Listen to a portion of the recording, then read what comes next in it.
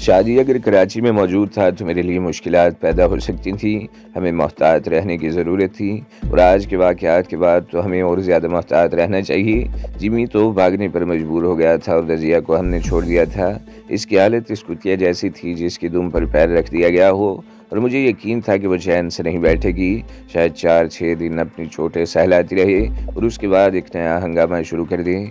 हंगामा तो शायद कल ही से शुरू हो जाएगा। रज़िया के साथी मेरी तलाश में पूरे शहर को छान मारेंगे। वो शिकारी कुत्तों की तरह शहर के गली कूचों में मेरी बू सूंघते फिरेंगे। मेरे पास भी रज़िया या जिमी को तलाश करने का एक चांस मौजूद था। मैंने इनकी गाड़ी का नंबर नोट कर लिया था, जो अब भी मेरे जहन में महफूज था। वो बिल्कुल नई मॉडल की होंडा अकॉर्ड कार थी, जो गालिबन किसी शोरूम से ही खरीदी गई थी। इसके लाइसेंस नंबर से भी बड़ी आसानी से एड्रेस मालूम किया जा सकता था, लेकिन फ़िलहाल मुझे कोई पंगा लेने की ज़रूरत नहीं थी। अभी चंद रोज़ तो हमें रोपोशी में ही गुजारने थे। मैं ये सब कुछ सोचता रहा और वक्त गुजारता रहा, और हकीकत तो ये है कि मुझे वक्त गुजरने का एहसास ही नहीं रहा था। खिड़की के सामने तने हुए बारीक पर्दे से सुबह की रोशनी झलकने लगी। मैंने नरगिस की तरफ देखा, वो गहरी नींद सो रही थी। मैंने बड़ी आहिस्तगी से उठकर खिड़की खोल दी। खिड़की खुलते ही कमरे से आने वाली ताज़ा हवा के झोंके बड़े फ़र्द बख्श साबित हुए थे। मैं पर्दा हटाकर चंद लम्हे खिड़की के सामने खड़ा ताज़ा हवा में गहरे गहरे सांस लेता रहा, फिर वहाँ से हटकर बाथरूम में आ गया। रात भर जागने से मेरी आंखों में जैसे मिर्चें सी भर गई थी। ठंडे पानी की छींटों से आंखों में कुछ ठंडक सी महसूस होने लगी। मैं बाथरूम से निकला ही था कि कॉल बेल की आवाज़ सुनाई दी। वो यकीनन काम करने वाली मासी थी, जो तकरीबन इसी वक्त आती थी और नाश्ता कराने के बाद दूसरे बंगलों में काम करने चली जाती और दोपहर 2 बजे फिर आ जाती और इसके बाद शाम तक यहीं रहती। मैंने नरगिस की तरफ देखा, वो इस वक्त भी गहरी नींद सो रही थी और करवट लेने से चादर इसके जेवर से हट गई थी। मैंने आगे बढ़कर चादर दुरुस्त की और कमरे से बाहर आ गया। वो काम करने वाली मासी ही थी। रोज़ाना नरगिस ही दरवाज़ा खोला करती थी। आज मुझे देखकर वो औरत कुछ लम्हे चौंक गई। बेगम साहिबा घर पर नहीं है क्या? इसने हिचकिचाते हुए अंदर दाखिल होकर पूछा।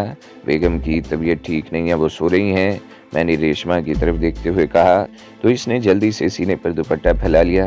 रात को वो देर से सोई थी, इसे जगाना मत और सबसे पहले चाय पिला दो, बाद में कोई और काम करना। रेशमा ने किनकियों से मेरी तरफ देखा और बरामदे की तरफ चली गई। मैं लॉन की तरफ बढ़ गया। मैं लॉन में खड़ा बज़ाहिर पौधों को देख रहा था, लेकिन मेरी नज़रें अंदर की तरफ थीं। मेरा अंदाज़ा दुरुस्त निकला।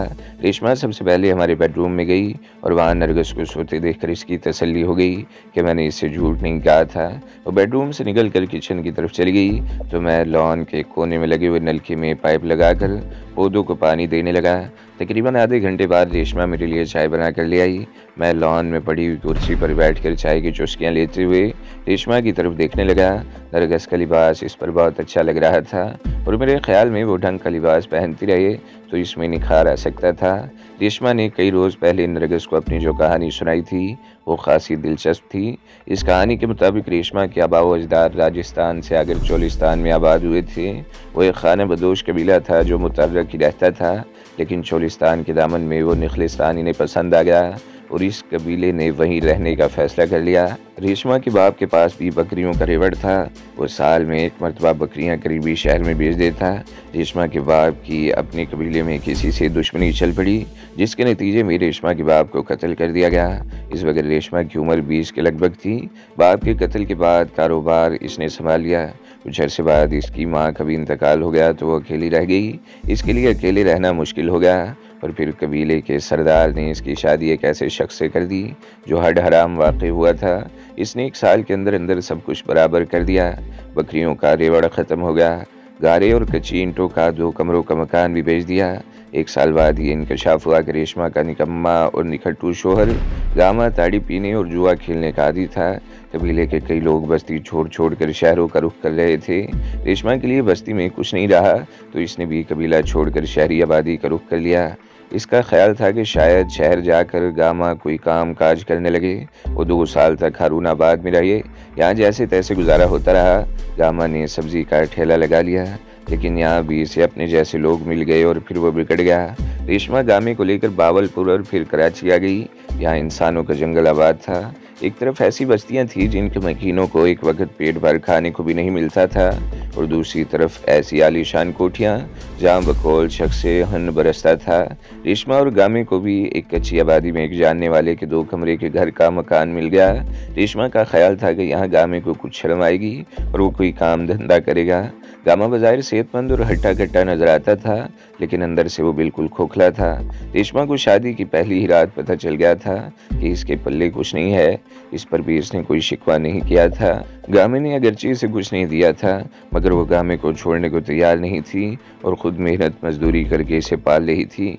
रेशमा इस वक्त घर के काम में मसरूफ़ थी और मैं लॉन में बैठा इसके हाथ की बनाई हुई चाय की चुस्कियाँ लेते हुए इसके बारे में सोच रहा था। मैंने चाय पीकर खाली कप सामने पड़ी हुई तपाई पर रख दिया और उठकर दोबारा पौधों को पानी देने लगा।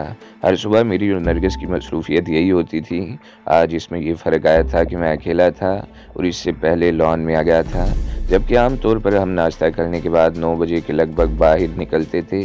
धूप निकल आई, मैं अपने काम में मसरूफ़ था। साहिब जी, रेशमा की आवाज़ सुनकर मैं पीछे मुड़ा। वो मुझसे चंद कदम के फासले पर खड़ी थी। बेगम साहिबा को जगा दूँ? आपको नाश्ता देकर मुझे मलिक जी के बंगले पर जाना है। ठीक है, मैंने पहली मर्तबा गहरी नज़रों से इसकी तरफ देखते हुए कहा। मैं अभी अंदर आ रहा हूँ, और हाँ, आज नाश्ता मेरे लिए अंडा मत बनाना। अच्छा साहिब जी। रेशमा अंदर चली गई। मैं लॉन को पानी देता रहा। मेरा ख्याल था 10-15 मिनट बाद मैं भी अंदर चला जाऊंगा, लेकिन रेशमा 2 मिनट बाद ही वापस आ गई और कुछ घबराई हुई थी। साहब जी, बेगम साहब को तब चढ़ा हुआ बहुत ज़ोर कहा। इसने कहा। वो खासी बदहवास थी। क्या मेरे मुंह से बेख्तियार निकला? मैंने पाइप घास पर फेंक दिया और रेशमा के साथ तेज तेज कदम उठाता हुआ अंदर आ गया। नरगिस चित्त लेटी हुई थी। चादर पूरी तरह इसके जिस्म पर थी, सिर्फ एक हाथ कोहनी तक बाहर था। इसकी आंखें बंद थी और बाल चेहरे पर बिखरे हुए थे। वो या तो सो रही थी या बुखार की बेहोशी में थी। मैंने इसके पेशानी पर हाथ रखा तो उछल पड़ा। इसे वाकई तेज़ बुखार था। पेशानी पर मेरे हाथ से मस से इसने आंखें खोल दी और इसके होंठों पर बहुत ही अफसरदा सी मुस्कुराहट आ गई। इतना तेज़ बुखार हो रहा है और तुमने चादर ओढ़ रखी है? मैंने कहते हुए चादर पकड़ कर खींच दी। नरगिस पर से चादर हटते ही रेशमा के मुंह से हल्की सी चीख निकल गई। इसने बड़ी तेज़ी से दोनों हाथ आंखों पर रख लिए। चादर हटाते हुए मैं भूल गया था कि रात नरगिस बेलिबास थी। रेशमा, मैंने इसकी तरफ देखे बगैर कहा, तुम इसे ये कपड़े पहना दो, मैं लाउंज में हूँ। मैं कमरे से निकल आया। 10 मिनट बाद रेशमा ने मुझे आवाज़ देकर बुला लिया और जब मैं कमरे में दाखिल हुआ तो रेशमा अजीब सी नज़रों से मेरी तरफ देखने लगी। क्या बात है, तुम मेरी तरफ इस तरह क्यों देख रही हो? मैंने इसे घूरा। साहब जी, वो सहमे हुए बोली। बेगम साहिबा के जिस्म पर नील पड़े हुए हैं। और मैं चौंक गया। मुझे इस बात का ख्याल ही नहीं रहा था, वरना रेशमा से नरगिस को कपड़े पहनाने को न कहता, बल्कि इसे कमरे से बाहर भेजकर खुद ये काम कर लेता। तुम्हारी बेगम साहिबा को कूदने का बहुत शौक है। रात को सीढ़ियों से गिर गई थी, ऊपर की सीढ़ियों से लुढ़कती हुई नीचे तक आ गई। रात को चोटों का इतना पता नहीं चला था और ये बुखार शायद इसी वजह से हुआ है। मैंने कहा, मैं मलिक जी की बेटी को बुला लाऊं? रेशमा बोली, वो डॉक्टर है, बेगम साहिबा को ठीक कर देगी। मलिक साहब तीसरी कोठी में रहते थे। इनकी बेगम अक्सर नरगिस के पास आती रहती थी, लेकिन मुझे ये मालूम नहीं था कि इनकी बेटी डॉक्टर है। मैंने नरगिस की तरफ देखा। इसने इस बात में सर हिला दिया। इसका इलाज कराना ज़रूरी था और मैं इसे किसी डॉक्टर के पास नहीं ले जाना चाहता था। जिस डॉक्टर के पास भी ले जाता वो इन चोटों के बारे में जिरा ज़रूर करता। रेशमा मलिक साहब की बेटी को बुलाने चली गई। मैं नरगिस को समझाने लगा कि इसे इन चोटों के बारे में क्या कहना है। तकरीबन 20 मिनट बाद मलिक साहब की बेटी रेशमा के साथ आ गई। मेरी मौजूदगी में नरगिस ने इसे बताया कि रात को सीढ़ियों से गिर गई थी, जिससे कुछ अंदरूनी चोटें भी आई थीं और इन्हीं की वजह से बुखार हो गया। मिस मलिक ने मुझे कमरे से बाहर भेज दिया और तकरीबन 20 मिनट बाद मुझे बुलाकर बताया कि तशवीश की कोई बात नहीं, मैंने इंजेक्शन लगा दिया है, 1.5-2 घंटों में बुखार उतर जाएगा और दर्द भी कम हो जाएगा। वो कह रही थी, मैं कुछ दवाएं लिख देती हूँ, बाज़ार से ले आएँ और कम से कम 5 दिन तक ये दवाएं ज़रूर इस्तेमाल कराएं। इनमें से एक क्रीम भी है, दिन में 3-4 मरतबा चोटों पर लगाते रहिए, चंद रोज़ में ठीक हो जाएंगी। परेशानी की कोई बात नहीं, मैं शाम को क्लिनिक से वापस आकर देखूंगी। डॉक्टर मिस मलिक ने नुस्खा मेरी तरफ बढ़ा दिया। पर्चा लेते हुए मेरी नज़र इसके चेहरे की तरफ उठ गई। इसकी आंखों में तशवीश की झलक थी। शायद इसे सीढ़ियों से गिरने वाली कहानी पर यकीन नहीं आया था, लेकिन इसने किसी किस्म की जिरा भी नहीं की। मिस मलिक चली गई। इसके फ़ौरन ही बाद मैं भी एक मेडिकल स्टोर से मतलूबात भी याद ले आया। हिदायत के मुताबिक सबसे पहले नरगिस को हल्का फुल्का सा नाश्ता कराया गया। और इसके बाद दवाएं इस्तेमाल कराई गईं। नरगिस की चोटों पर क्रीम रेशमा ने लगाई थी। नरगिस का वो दिन खासी बेचैनी में गुजरा। कुछ पड़ोसनें भी इसकी इयादत के लिए आती रहीं। इस तरह नरगिस को सीढ़ियों से गिरने की कहानी भी बार बार दोहरानी पड़ती थी। शाम को मिस मलिक ने भी आकर नरगिस को चेक किया और तसल्ली देकर चली गईं। नरगिस के कहने पर रेशमा उस रोज़ किसी और कोठी पर काम करने नहीं गई। नरगिस ने इसे 200 रुपये दे दिए थे ताकि इसे तसल्ली रहे कि इससे इजाफी खिदमत बिला मुआवजा नहीं ली जा रही, और वाकई रेशमा ने खिदमत का हक अदा किया था। अगले चंद रोज़ के दौरान रेशमा सुबह से शाम तक हमारे पास रही। इसकी वजह से एक तरफ नरगिस को संभालने में बड़ी मदद मिली और दूसरी तरफ इसे हर वक्त अपने सामने देखकर मेरे दिल में भी कुछ कुछ होने लगा। रेशमा की कहानी सुनकर मैंने शुरू में इसके बारे में जो तासुरात कायम किए थे, इनमें दरारें पड़ने लगी। मैं महसूस करने लगा कि मेरे करीब आकर रेशमा पर भी कुछ घबराहट सी तारी हो जाती है। हालांकि पहले कभी ऐसा नहीं हुआ था। और फिर एक रोज़ मैंने इसे आजमाने का फ़ैसला कर लिया। वो बात दोपहर 3 बजे का वक़्त था। उस रोज़ सुबह ही से आसमान पर गहरे बादल छाए हुए थे। मौसम बड़ा खुशगवार हो गया था। नरगिस कमरे में सो रही थी। पहले तो बरामदे में मैं बैठा रहा, फिर ऊपर वाले कमरे में आ गया। मैंने कमरे की दोनों खिड़कियां खोल दी, लेकिन सामने पर्दे तने हुए थे। अलबत्ता एक पर्दा ज़रा सा हटा हुआ था ताकि ताज़ा हवा आती रहे। ऊपर आने से पहले मैंने रेशमा से चाय के लिए कह दिया था। ये कोई अनोखी बात नहीं थी। कभी कभार मैं और नरगिस यहाँ बैठकर चाय पिया करते थे। मेरा ख्याल था चूँकि मैं अकेला हूँ, इसलिए रेशमा दरवाजे के अंदर कदम नहीं रखेगी। लेकिन जब वो चाय लेकर आई तो कमरे के अंदर तक चली गई, और जब चाय का कप मेज़ पर रखकर वापस जाने लगी तो मैंने इसका हाथ पकड़ लिया। रेशमा ने बहुत मामूली सी मज़ामत की। मैंने इसके चेहरे की तरफ देखा तो इसकी हिरनी जैसी सी आंखों में सुर्खी के डोरे तैर रहे थे। मैंने इसे अपनी तरफ खींचा तो इसने एक बार भी बराए नाम मज़ामत की, और इसके मुंह से सिर्फ चंद अल्फाज निकले, बेगम साहिबा आ जाएंगी। रेशमा इस शाम छुट्टी करके गई तो फिर लौट कर नहीं आई। नरगिस को शुबा था मैंने इसके साथ कोई हरकत की थी, जिसकी वजह से वो यहाँ से काम छोड़कर चली गई। लेकिन बाद में इंकशाफ हुआ वो जिन कोठियों में काम करती थी वहाँ भी नहीं आ रही थी। रेशमा ये इलाका ही छोड़कर चली गई। इतने रोज़ तक मैंने गाड़ी इस्तेमाल नहीं की थी, कहीं जाने का मौका ही नहीं मिला था। कार पर धूल की तह से जम गई। उस रोज़ नरगिस और मैं बरामदे में कुर्सियों पर बैठे हुए थे। मैंने सोचा क्यों ना कार की सफाई कर डाली जाए। कार की सफाई करते हुए अचानक ही मुझे एक और ख्याल आ गया। जिस तरह मैंने उस रात रज़िया वाली गाड़ी का नंबर ज़हन नशीन कर लिया था, इस तरह उन्होंने भी हमारी गाड़ी का नंबर नोट कर लिया होगा। वो दोनों तो शेल्टन ही से हमारे पीछे लग गए थे। वो ज़ाहिरी सी बात है कि पीछा करते हुए उन्होंने मेरी कार का नंबर ज़रूर नोट किया होगा। जिस तरह मैं इनकी गाड़ी के नंबर के ज़रिए इनकी तलाश का मंसूबा बना रहा था, इसी तरह ये बात इनके जहन में भी आई होगी। ये ख्याल आते ही मेरे दिमाग में सनसनी की एक लहर सी दौड़ गई। इस रात वो दोनों हमसे बुरी तरह पिटे थे। जिस तरह नरगिस अब तक चोटें सहला रही थी, इसी तरह वो भी अभी तक इसी मार के असरार लिए बैठी हो। और जैसे ही संभलेंगे इन्हें मेरी कार की तलाश का ख्याल भी आएगा। अगर उन्होंने तलाश शुरू कर दी तो बड़ी आसानी से हमारे ठिकाने तक पहुंच जाएंगे। लेकिन काफ़ी सोच विचार के बाद मैंने इस ख्याल को जहन से झटक दिया। मेरे ख्याल में हमारे इस ठिकाने तक पहुंचना इसलिए इतना आसान नहीं होगा। मैंने जिस शख्स से ये सेकंड हैंड कार ख़रीदी थी, इसने भी ये कार किसी शोरूम से नहीं बल्कि एक और ऐसे आदमी से ख़रीदी थी जो कार और अपने मकान भी बेचने के बाद कोयटा चला गया था। इस तरह ये कहा जा सकता था कि अगर रज़िया वगैरह नंबर प्लेट के ज़रिए मार्गला के पहले असल ख़रीदार का नाम मालूम कर भी लें तो इनकी तलाश का सिलसिला वहीं ख़त्म हो जाएगा। और इस तरह मैं मुतमईन हो गया कि वो इस कार के ज़रिए मुझ तक नहीं पहुंच सकते थे। ताहम एहतियात ज़रूरी थी, और ये एहतियात इस तरह की जा सकती थी कि इस कार को अब बाहर ना निकाला जाए या कम से कम इस्तेमाल किया जाए। कार साफ़ करने के बाद मैंने ड्राइविंग सीट उठाकर इसके नीचे से वो पिस्तौल निकाल लिया जो इस रात जिमी से छीना था। जब हम लाहौर से चले थे तो मेरे पास कुछ नहीं था। सोचा था कि कराची से कोई पिस्तौल या रिवॉल्वर ख़रीदूँगा, लेकिन मुझे मौका ही नहीं मिला। ऐसी चीज़ों की ख़रीदो फ़रोख्त के लिए ज़ेरे ज़मीन दुनिया के लोगों से राब्तों का होना ज़रूरी होता है, और यहाँ भी अभी तक मेरा किसी से राब्ता नहीं हुआ था। मगर इत्तेफाक से ये पिस्तौल हाथ लग गया। मैं पिस्तौल लेकर बरामदे में आ गया और पिस्तौल को उलट पलट कर देखते हुए नरगिस से बातें करने लगा। ये पिस्तौल तुम्हारे पास कहाँ से आया? नरगिस ने पूछा। इस रात जिमी से छीना था, मैंने जवाब दिया। इसे मैंने कार की सीट के नीचे छुपा दिया था। बहुत अच्छी चीज़ है, मुझे इसकी ज़रूरत भी है। नरगिस कोई जवाब देना चाहती थी, लेकिन इस वक्त कॉल बेल बज उठी। मैंने गेट की तरफ देखा। गेट की झुरी से किसी औरत का लिबास दिखाई दिया था। मैं उठकर गेट की तरफ चल पड़ा। वो दुबली पतली मरियल सी औरत थी। उम्र अगरचे 40 से ज़्यादा नहीं थी। लेकिन हालात ने इसे वक़्त से पहले बूढ़ा कर दिया था। इसके नहीफ से बदन और चेहरे को देखकर बआसानी अंदाज़ा लगाया जा सकता था कि इसकी ज़िंदगी का ज़्यादा हिस्सा फाका कशी में गुज़रा है। इसने जो लिबास पहन रखा था, वो इसके जिस्म पर बहुत ढीला-ढाला था। ज़ाहिर है उतरन तो ऐसी होती है, या जिस्म इसमें फंस कर रह जाता है, या इस तरह ढीला-ढाला जैसे थैला चढ़ा रखा हो। वो मासी थी जो काम की तलाश में आई थी। रेशमा के जाने के बाद घर के सारे काम मुझे और नरगिस ही को करने पड़ रहे थे। इस औरत ने खुले हुए गेट से बरामदे में बैठी हुई नरगिस को देख लिया था।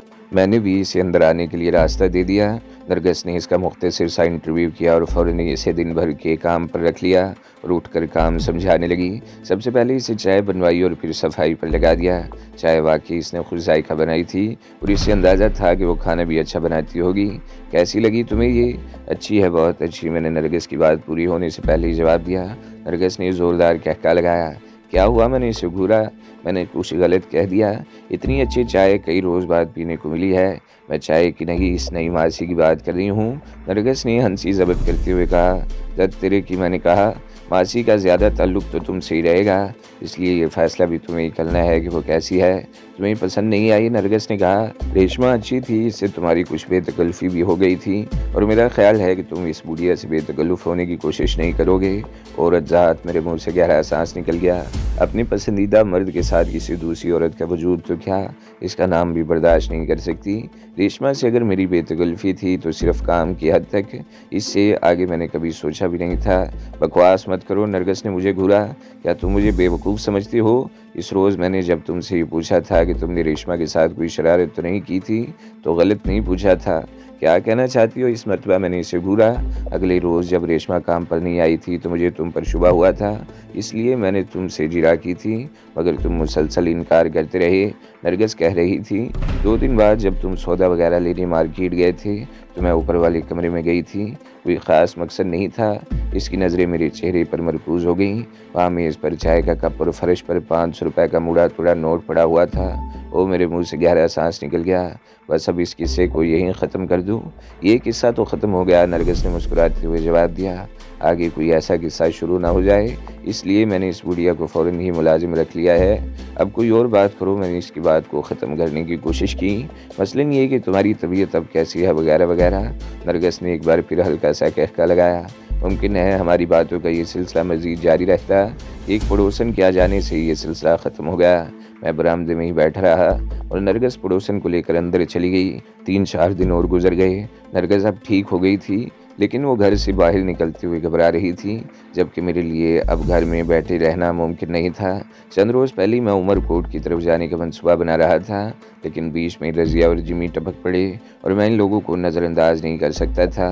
मैं हमेशा अकेला काम करने का आदी था, बहुत अशद ज़रूरत के वक़्त किसी को साथ मिलाया करता था, और अब फिर ऐसा मौका आ गया था कि मुझे किसी साथी की ज़रूरत महसूस होने लगी। कराची में रज़िया के साथियों से निमटने के लिए मुझे कम से कम 2 आदमियों की ज़रूरत थी और नाकाबिले भरोसा आदमियों को तलाश करने के लिए ज़ेरे ज़मीन दुनिया में झांकने की ज़रूरत थी। ऐसे आदमी वही मिल सकते थे। अब तक मैं शहर से अच्छी तरह वाकिफ़ हो चुका था और मुझे ये भी पता चल गया था कि मनशियात के धंधे किन इलाकों में होते हैं। यूँ तो गुलशन इकबाल, क्लिफ्टन और डिफेंस के इलाके मनशियात के स्मगलरों की आमाजगाह बने हुए थे, लेकिन इन इलाकों में बड़े मगरमच्छ रहते थे और इन तक बराह रास्त पहुँचना आसान नहीं था। वैसे दूसरों से पंगेबाजी की मुझे ज़रूरत नहीं थी। फ़िलहाल तो मैं रज़िया वाले सिंडिकेट से निमटना चाहता था और इसके लिए मुझे कम से कम 2 आदमियों की ज़रूरत थी। लियारी और बगदादी ऐसे इलाके थे जहाँ मनशियात फरोशी का ये घिनौना धंधा उरूज पर था। हीरोइन की सबसे बड़ी ज़्यादा खेप इन इलाकों में थी। यहाँ मनशियात फरोशों के लातादाद अड्डे थे और ये बिज़नेस बड़ी आज़ादी से हो रहा था। पुलिस को भी सबसे ज़्यादा कमाई इन इलाकों से होती थी। उस रोज़ रात 8 बजे के करीब मैं अपनी इस नई मुहिम पर निकल खड़ा हुआ। ऐसे सारे धंधे शाम का अंधेरा फैलने के बाद ही होते थे और मुझे उम्मीद थी कि आज रात मुझे आगे बढ़ने का रास्ता मिल जाएगा। तो दोस्तों, अगली किस्त सुनने के लिए हमारे चैनल को ज़रूर सब्सक्राइब करें, वीडियो को लाइक करें और बेल के आइकन पर भी क्लिक कर दें, ताकि हर जो आने वाली वीडियोज़ हैं वो आपको सबसे पहले मिलती रहें।